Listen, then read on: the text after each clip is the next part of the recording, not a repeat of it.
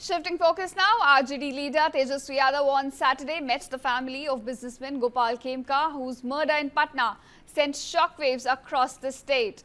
Now, the RJD leader called the incident horrible and claimed that it shows how unsafe Bihar has become. He further said officers are running the state as the chief minister is unconscious and tired.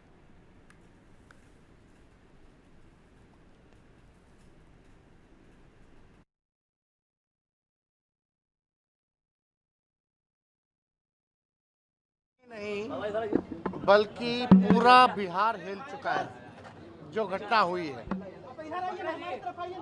कुछ साल पहले जो है उनके बेटे की हत्या की गई। अब तक 6-7 साल हो गया उनके पुत्र की जो हत्या की थी, अब तक पुलिस उसको नहीं पकड़ पाई। आज उनके पिता खेमका जी की हत्या कर दी गई है घर के बाहर, और ये आप देख रहे हैं गांधी मैदान के ठीक सामने इनका घर है।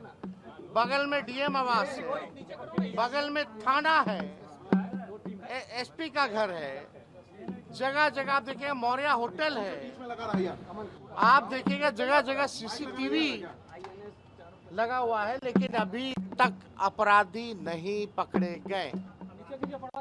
2 घंटा लगा पुलिस को आने में।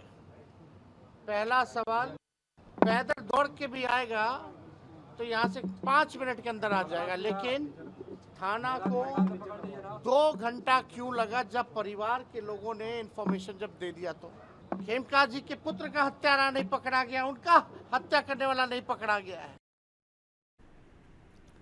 That is Tejaswi Yadav questioning the state of law and order in the state of Bihar. Now, to give you context, viewers, a well-known businessman in the state and the owner of Magad Hospital, Gopal Khemka, was shot dead by unidentified assailants near his home close to Gandhi Maidan in Patna late Friday night.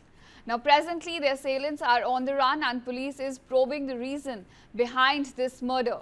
Bihar's Deputy Chief Minister Samrat Chaudhary on Saturday said that the state government is probing every angle possible in the case. इसको police जांच कर रही है। बिहार की सरकार आदरणीय नीतीश कुमार जी ने SIT का गठन किया है।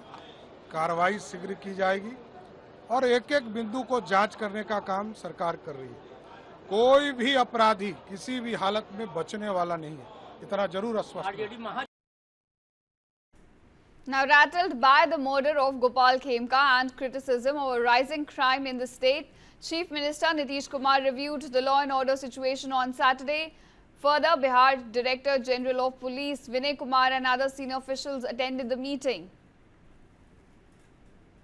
चल रही है और कई सारे आयामों पे जांच चल रही है। हत्या के कारणों पर भी काफ़ी गहराई से तफ्तीश चल रही है। कई टीमें कार्य कर रही है।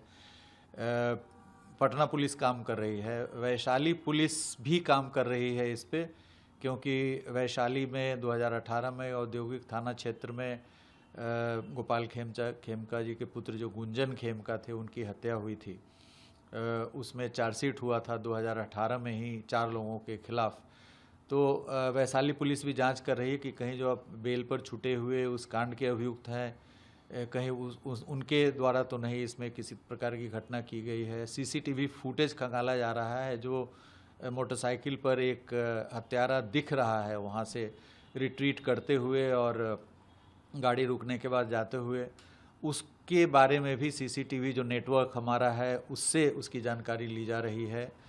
अन्य सारे जो डिजिटल एविडेंस संकलन के तौर तरीके हैं उनको भी इस्तेमाल करके और भी जानकारियाँ हासिल की जा रही है। तो पुलिस की टीम एसटीएफ पूरी तरीके से लगी हुई है। एसटीएफ की 3-4 टीम लगी हुई है एसपी के नेतृत्व में, जो अपराध कर्मियों के बारे में जानकारी इकट्ठा कर रही है। प्रिजन से भी हम लोग जानकारी प्राप्त कर रहे हैं। तो हर तरह के जो तौर तरीके हैं तफ्तीश के, उन सबको अपना करके और हम लोग जल्द से जल्द अपराधी तक पहुंचने की कोशिश कर रहे हैं। Now, in the light of rising criticism, Chief Minister Nitish Kumar asserted that crime control was the topmost priority of his state government and also issued directions to take strict action against criminals as well as irresponsible police officials.